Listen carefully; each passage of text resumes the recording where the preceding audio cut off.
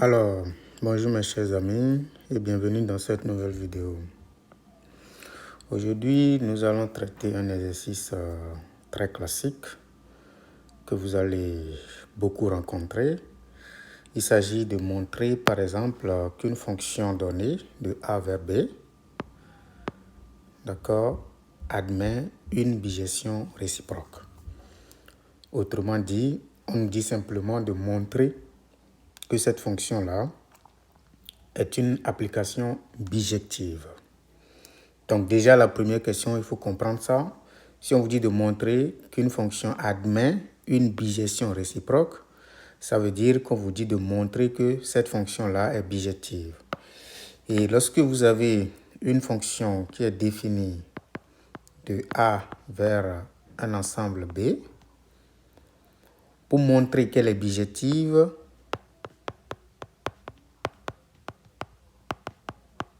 d'accord, vous savez, il y a la technique, disons, traditionnelle qu'on avait l'habitude de faire, montrer qu'elle est injective, montrer qu'elle est surjective. Mais ici, avec les fonctions qui ne sont pas les fonctions affines, les fonctions rationnelles, tout ça, c'est beaucoup plus compliqué d'utiliser la méthode d'injectivité et de surjectivité traditionnelle. Donc, qu'est-ce qu'on va faire ici? Pour montrer qu'une fonction est bijective, d'accord, on montre simplement que cette fonction-là on montre que f réalise une bijection de A vers B, tout simplement. D'accord? Donc, je vais vous montrer le théorème qu'on utilise très souvent. Vous-même, vous allez lire, d'accord, et voir pourquoi, d'accord, ou bien comment est-ce qu'on montre qu'une fonction réalise une bijection de A vers B. Donc, le théorème dit la chose suivante. Vous avez ceci. Donc, je vais essayer d'agrandir un peu ça. Donc, le théorème dit la chose suivante, que si vous avez une fonction donnée qui est continue et strictement monotone signifie que c'est soit strictement croissante, soit strictement décroissante. Donc, si vous avez une fonction qui est continue et qui est strictement monotone sur l'intervalle K, alors, nous avons les conclusions suivantes. D'accord? Nous avons trois informations capitales. La première information, c'est que f réalise une bijection de K vers f de K. D'accord? Et donc, si moi je dis ici que f est bijective, si f réalise une bijection de A vers B, ça voudra dire quoi? Le f de K qui est ici, vous devez prouver que le B qui est ici, c'est exactement f de A. D'accord? Donc, après ça, vous avez une deuxième information. La bijection réciproque, qui est notée f-1, est aussi continue sur l'intervalle f de K. Vous savez que si f réalise une bijection de A vers B, f-1 est naturellement défini de B vers A. D'accord? On vous dit maintenant que f-1 est nécessairement continu sur f de A. C'est-à-dire, si c'est déjà une bijection, ça veut dire que f-1 est continu sur B. Troisième information. La troisième information, c'est que f est également strictement monotone et garde le même sens de variation que f. C'est-à-dire que si f était strictement croissante, vous allez conclure également que f-1 également est strictement croissante. Si f était strictement décroissante, f-1 aussi serait strictement décroissante. Donc les deux fonctions-là, qui sont des fonctions réciproques, d'accord, ont le même sens de variation, d'accord? Il y a l'une qui a qui est strictement, par exemple, croissante sur A, l'autre est strictement croissante sur le B, d'accord? Ok, donc revenons à la première question. Ici, on nous dit de montrer que f admet une bijection réciproque. Donc, il faut faire attention, il y a deux choses à faire. Premièrement, vous allez montrer que f réalise une bijection de A vers f de A et que f de A n'est rien d'autre que l'ensemble d'arrivées de B. D'accord? Parce que ce théorème vous dit simplement que f réalise une bijection de K vers f de K. D'accord? Ça, c'est juste la réalisation de bijection. Mais on veut que l'ensemble d'arrivées, d'accord, soit égal à f de K. Ok, donc nous allons commencer. Pour utiliser le théorème, on va commencer par montrer d'abord que la fonction est continue. Après, montrer que la fonction est strictement monotone, d'accord, sur le domaine en question. Donc ici, nous travaillons de 0 pi vers 0,2. Allons-y. Donc ici, nous avons f qui est défini de 0 pi à valeur dans 0, 2. Qui a x associe f de x égale 1 plus cosinus de x. Donc nous allons commencer par parler de la continuité. Donc la fonction cosinus ou bien les fonctions, voilà, la fonction cosinus ou sinus sont des fonctions très gentilles qui sont continues et même dérivables, d'accord, sur tout R, d'accord, donc en particulier sur tout intervalle, d'accord, de R. Donc on va dire ici que la fonction qui a x associé 1 plus cosinus de x est continue et même dérivable, parce qu'on va dériver tantôt, est dérivable sur, d'accord, tout R, d'accord, en particulier sur 0, pi, d'accord, comme somme de fonctions continues et dérivables. Comme somme de fonctions continues et dérivables.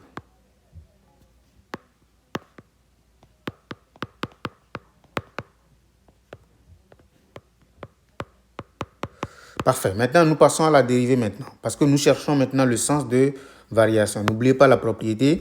Pour conclure, d'accord, que f réalise une bijection, il faut d'abord montrer, il suffit de montrer que f est continu, d'accord, premièrement, et puis vous allez montrer que f est strictement monotone sur K. Montrer que c'est strictement monotone, on va juste étudier le signe de sa dérivée, d'accord?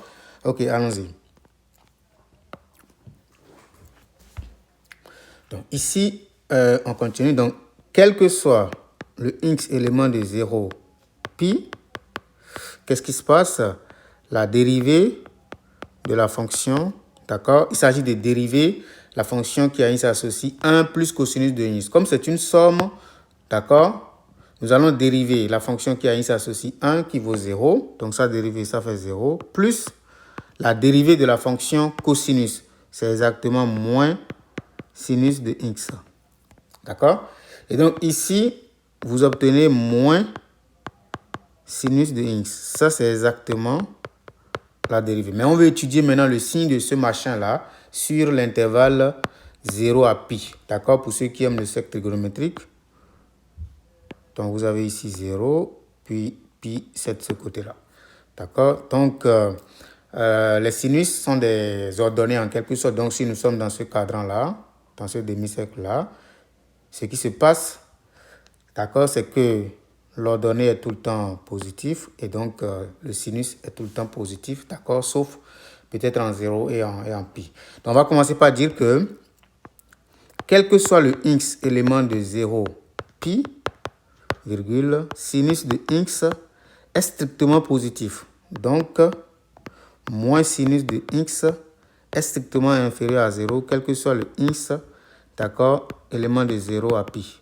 Donc, qu'est-ce que nous avons ensuite? Nous savons que, donc, quel que soit le x, élément de 0 à pi, ouvert, virgule, f' de x est strictement inférieur à 0. Donc, ça, c'est la toute première information. Deuxième information, f' de 0, c'est égal à f' de pi, c'est égal à 0. C'est-à-dire que sur les bornes, parce que j'ai d'abord exclu le 0 et le pi, d'accord? Donc, j'ai constaté que la dérivée est strictement inférieure à 0. Puis, en 0 et en pi, j'ai évalué, j'ai calculé f' de 0, c'est 0, f' de pi aussi, c'est 0, d'accord? Mais par contre, la fonction continue d'être strictement croissante et décroissante parce qu'on vous a dit que si vous avez une fonction qui est strictement positive sur un intervalle et qu'il manque simplement quelques... c'est-à-dire en un nombre fini, d'accord? Si c'est seulement un nombre fini que ça s'annule, il n'y a pas de problème. Vous pouvez continuer à dire que la fonction est strictement monotone. Ainsi, f est strictement décroissante sur l'intervalle 0, pi. Maintenant, on va conclure que d'où f réalise, puisque la fonction est continue et strictement décroissante, d'accord, on va conclure que f réalise une bijection de l'intervalle 0, pi, d'accord, vers, d'accord, on va juste faire ça, d'accord, vers le f, d'accord, l'image de cet intervalle, vers f de 0, pi. Maintenant, nous allons voir comment nous pouvons calculer ceci, d'accord. Je vais également vous montrer comment est-ce qu'on calcule l'image des intervalles en même temps, vous allez voir vous-même. Et donc ça, vous avez un petit tableau qui vous donne les différentes situations, d'accord. Donc ici, vous avez par exemple un intervalle qui est fermé, d'accord. Si la fonction est strictement croissante, voici comment vous pouvez calculer f de cet intervalle-là. On calcule f de cet intervalle, d'accord, en maintenant l'intervalle de même forme, d'accord, vous voyez. Donc cet intervalle-là, c'est sous la forme, c'est un segment fermé des deux côtés. Donc son image également va être un intervalle fermé des deux côtés. Mais puisque la fonction, si la fonction est strictement croissante, vous allez d'abord calculer f de a ici, puis f de b là. Mais par contre, si la fonction est strictement décroissante, comme ici par exemple, vous devez d'abord faire passer l'image de b. Donc vous devez calculer d'abord f de b, puis après vous allez calculer f de a. D'accord? Donc maintenant, si vous avez un intervalle de la forme, un segment, d'accord, fermé, bon, semi-fermé, c'est-à-dire fermé en a par exemple et ouvert en b, si la fonction est strictement croissante, vous faites la même chose, d'accord, seulement que comme vous avez une ouverture ici, le b est exclu, vous allez calculer plutôt la limite en b. D'accord? Ici également, qu'est-ce que vous pouvez faire? Si la fonction est strictement décroissante, vous faites pareil, mais vous devez commencer par b, comme vous l'avez fait ici, parce que la fonction est strictement décroissante. Vous allez commencer par b en maintenant sa limite, et puis en calculant maintenant f de a, parce que c'est fermé en a. Vous faites pareil, c'est la même règle. Par exemple, r, vous connaissez bien r, c'est moins l'infini. Le r, c'est moins l'infini à plus l'infini. Et donc, si la fonction est strictement croissante, on va d'abord calculer la limite pour calculer l'image de f de... pour calculer l'image de l'intervalle k, c'est-à-dire l'image de r, on va d'abord calculer la limite en moins l'infini, premièrement, et puis la limite en plus l'infini, deuxièmement. Ici, si la fonction est décroissante, on fait le travail inverse. On calcule d'abord la limite en plus l'infini, puis la limite en moins l'infini. Donc, c'est comme ça, c'est avec ce tableau-là que vous pouvez calculer l'image d'un intervalle, d'accord, en regardant juste la forme de l'intervalle, puis en appliquant directement ça. Donc, nous sommes dans quel cas? Nous sommes dans le premier cas, parce que notre intervalle, c'est fermé des deux côtés, d'accord? Nous sommes ici. Donc, nous allons regarder maintenant, est-ce que notre fonction est croissante ou décroissante? Nous sommes dans ce cas, strictement décroissante. Donc, pour calculer f de b, nous allons d'abord, et f de l'intervalle AB, nous allons d'abord calculer f de b, puis après f de a. Donc, ici, f de 0 pi, c'est égal à quoi? Ça fait f de pi, donc ça c'est notre b, d'accord? Puis f de a qui donne f de 0. Mais c'est quoi f de pi? Rappelons f de ins, c'est 1 plus cosinus de ins. F de 0, ça donne 1 plus cosinus de 0, ce qui nous donne 2, parce que cosinus de 0 c'est 1. F de pi, ça fait 1 plus cosinus de pi. Or, cosinus de pi, c'est moins 1. Donc, 1 moins 1, ça fait 0. Ainsi, l'intervalle f de 0 pi, comme vous le savez, il faut d'abord mettre f de pi qui est 0, puis après mettre f de 0 qui est 2. Donc, ça nous donne exactement l'intervalle 0, 2. Or, ça, c'est l'ensemble d'arrivées. C'est ce que je disais. Il faut montrer que la fonction réalise une bijection, d'accord, de A vers le B. Donc, on vient de montrer qu'en réalité, le f de 0 pi, ce n'est rien d'autre que notre intervalle d'arrivée. D'accord? D'où f est bijective. Et donc, admet une bijection réciproque. Et donc, admet une bijection réciproque.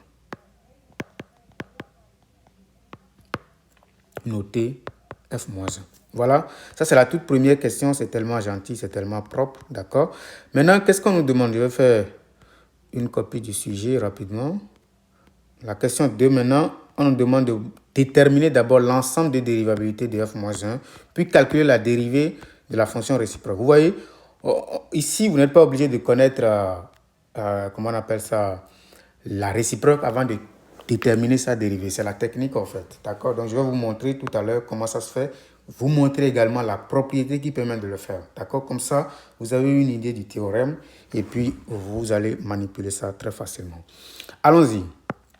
Donc, ici, vous avez ceci, qui est un très bon théorème également, qui vous permet de faire tout. Ici, le théorème dit quoi? Le théorème dit que si vous avez une fonction qui est dérivable strictement monotone sur un intervalle k, tel que pour tout x élément de k, la dérivée ne s'annule jamais. D'accord? F' de x est différent de 0. Le théorème dit premièrement que la fonction réalise une bijection de k vers f de k. Ça, on l'a déjà fait.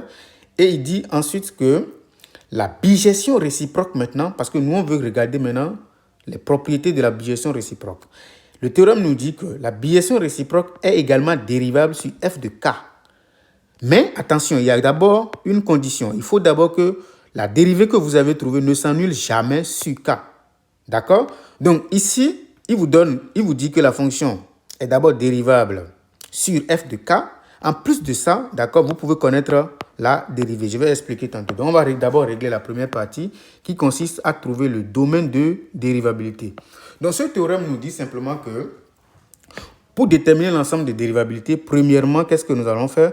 Nous allons d'abord déterminer les solutions de l'équation f' de x égale à 0. Premièrement, il faut d'abord connaître les solutions dans l'intervalle en question parce que f est une bijection de A vers B, d'accord? Et puis f moins 1 est défini de B vers A, d'accord? Donc, premièrement, pour déterminer l'ensemble des dérivabilités de f moins 1, on commence d'abord par résoudre l'équation f' de x égale à 0, d'accord? Puisque vous avez déjà montré que la fonction est strictement monotone et tout. Deuxième position, vous allez maintenant, si vous trouvez par exemple comme solution, si je suppose qu'en résolvant par exemple ceci, vous avez trouvé comme solution A, B, C, D, ainsi de suite. D'accord? L'ensemble de dérivabilités maintenant de votre bijection réciproque, c'est l'espace B, d'accord?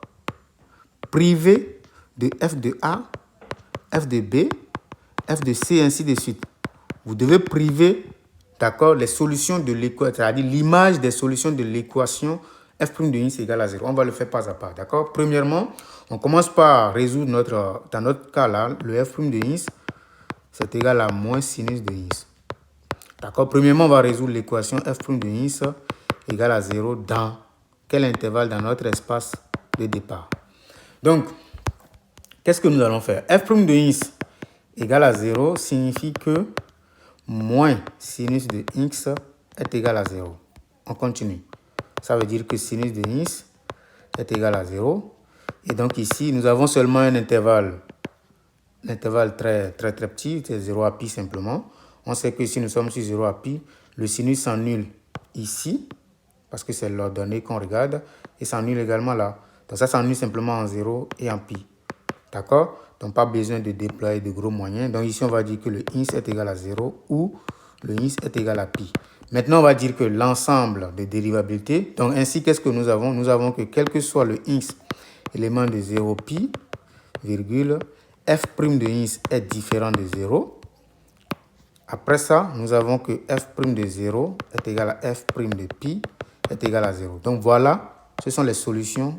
Nous avons 0 et pi. Donc les a et b que j'ai donné ici là, d'accord, c'est exactement 0 et pi. Donc on va maintenant dire que l'ensemble des dérivabilités de ainsi, l'ensemble de dérivabilité de quoi? De f moins 1 est de point E égale, ça fait l'espace d'arrivée qui n'est rien, l'espace d'arrivée qui fait 0, 2. On va maintenant priver l'ensemble, d'accord, f de 0, pas f' de 0, hein, et f de pi. Parce que nous avons deux solutions ici. Il faut priver l'image de toutes les solutions que vous avez trouvées. D'accord? Il faut priver l'image. Il faut les enlever. Donc, f de 0, c'est quoi pour nous? Donc, ça fait 0, 2. Privé de f de 0, on avait trouvé exactement, je pense, 2.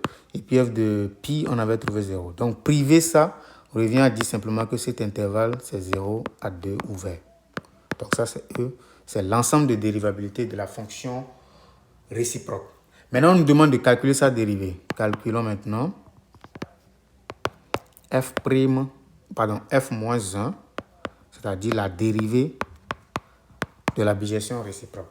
Donc, je peux vous le faire rapidement, ce n'est pas du tout quelque chose qui est difficile. Vous savez que si vous prenez une fonction f et sa bijection réciproque, il y a une relation qui les lie, c'est-à-dire que f composé avec f moins 1, appliqué en is par exemple, c'est exactement égal à 1 tout le temps.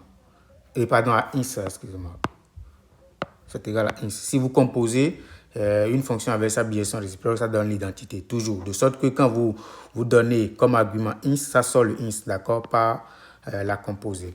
Donc, du coup, quand je vais dériver, par exemple, tout ceci en utilisant la formule de composée, vous savez que f rond g', d'accord, ce n'est rien d'autre que g', d'accord, multiplié par f' composé avec g encore.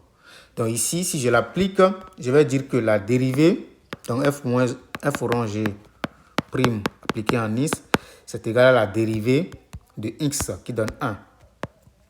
Et donc, si j'applique la formule, ça me fait f moins 1' de x multiplié par f' appliqué à f moins 1 de x, ce qui nous donne 1. Par conséquent, la formule qui permet de calculer la dérivée de la bijection réciproque, c'est exactement 1 divisé par f' de f moins 1 de x. Voilà. Donc, vous voyez, vous allez commencer par vous poser des questions, mais on ne connaît pas f moins 1. Mais sans connaître f moins 1, on peut calculer sa dérivée en utilisant cette formule. Je vais vous montrer comment ça se fait. D'accord? Donc, il ne faut pas confondre les choses. Hein. Ça, c'est la dérivée de la fonction initiale. Et ça, c'est sa bijection réciproque. Donc, qu'est-ce qu'on fait? Premièrement, on commence. D'accord? Si vous n'avez pas l'expression explicite de la bijection réciproque, qu'est-ce qu'on fait? On commence par, d'accord, écrire f' de x en fonction de f de x. Ça, c'est la première étape. En fonction de f de x. Ça, c'est la première étape. Deuxième étape, on utilise la formule. On utilise la formule de dérivation pour la réciproque. D'accord? Donc, je vais commencer par calculer f' de x en fonction de f de x. C'est quoi f' de x au début? C'est égal à moins sinus de x. C'est quoi f de x? F de x, c'est 1 plus cosinus de x. Donc, je vais exprimer f' de x en fonction de f de x d'abord. Ici, n'oublions pas, le x appartient à l'intervalle 0pi. Donc, si nous sommes dans 0pi, qu'est-ce que nous savons? Nous savons que sinus au carré de x plus cosinus au carré de x, c'est égal à 1. Donc, ça veut dire quoi? Que sinus carré de x, c'est égal à 1 moins cosinus carré de x. Donc, on sait que le sinus de x, c'est égal à la racine carrée de 1 moins cosinus carré de x, ou bien c'est égal à moins racine carrée de 1 moins cosinus carré de x. Qu'est-ce qui se passe? Regardez très bien. Ce qui se passe ici, c'est que nous allons regarder dans notre intervalle quel est le signe, d'accord, du sinus, d'accord, pour savoir quel est exactement est-ce que c'est ça qu'il faut choisir ou bien c'est plutôt ceci qu'il faut choisir. Mais quand nous sommes dans l'intervalle 0pi, sinus est positif.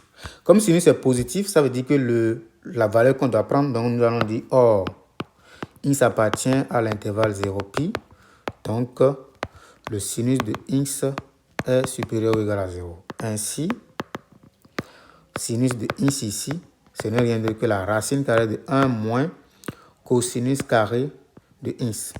D'accord? Si vous voulez, et ça c'est quoi? Vous pouvez factoriser si vous voulez, mais si vous voulez, vous pouvez rapidement attaquer le f de x. F de x c'est quoi? C'est 1 plus cosinus de x. D'accord? Si vous voulez, vous pouvez dire que ça c'est égal à 1 moins cosinus de x facteur de 1 plus cosinus de x. C'est-à-dire que c'est égal à la racine carrée de 1 moins cosinus de x multiplié par f de x qui est donné. Ce n'est pas fini. Nous savons que cosinus de x, d'accord, c'est égal à f de x moins 1. Donc, ce qui nous donne 1 moins, d'accord? Donc, je peux l'écrire correctement, vous allez voir. Donc, ici, f de x, c'est quoi? C'est égal à 1 plus cosinus de x. Donc, le cosinus de x, en réalité, ce n'est rien d'autre que f de x moins 1. D'accord? On va le remplacer. Ça voudra dire que 1 moins cosinus de x, en réalité, d'accord, c'est égal exactement à 1 moins tout ça. Quand je fais 1 moins tout ça, j'obtiens 2 moins f de x. Donc, c'est pour dire que f' de x calculé en fonction de f de x devient quoi? Devient la racine carrée de 2 moins f de x. Tout ceci multiplié par f de x encore. Voilà. Donc, si vous écrivez ça, ça c'est la toute première étape. Deuxième étape, maintenant, utilisez la formule. F moins 1 prime de x maintenant, c'est égal à 1 sur f prime appliqué à f moins 1 de x. Vous voyez? Voilà pourquoi on écrit f prime de x en fonction de f moins 1 de x. Parce que si vous faites entrer dans ça, parce qu'il faut calculer maintenant f prime de f moins 1 de x, c'est-à-dire remplacer ce x-là par tout ceci. Or, si vous remplacez le x par tout ça, ça voudra dire qu'à chaque fois que vous avez le x, vous allez mettre f moins 1 de x. Mais f moins 1 de x, ça donne x. D'accord? Donc, à la place de f ici, vous allez avoir x. Ici également, vous allez avoir x. Par conséquent, vous obtenez f moins 1 prime de x, c'est égal à 1 sur... D'accord? Donc ici, n'oubliez pas, hein, en réalité, ça c'est sinus. Mais le f', d'accord, c'est moins sinus. D'accord? Donc il y a un moins ici qu'il ne faut pas oublier. C'est important. Sorry, c'est pas là. C'est à la place de f' de x. Voilà, c'est moins. Parce que c'est moins sinus. Or, sinus, c'est tout ça. Ça, c'est la valeur de sinus. D'accord? Mais c'est moins sinus. Donc, moins sinus, ça donne tout ça. Donc, ce qui nous donne moins maintenant, la racine carrée de 2 moins x fois x tout simplement. D'accord? Parce que f' moins 1 de x, ça donne exactement moins la racine carrée de 2 moins x fois x. Parce qu'ici, il faut remplacer le x qui est ici par f moins 1 de x. Et quand on fait f de tout ça, ça donne x. La même chose ici, ça donne x. Et on obtient exactement ça. Ça, c'est exactement la dérivée, d'accord, de la fonction réciproque. Sans connaître la fonction réciproque, nous avons exactement sa valeur exacte, c'est-à-dire la dérivée, d'accord, de la bijection réciproque. Voilà, c'est la fin de cette vidéo.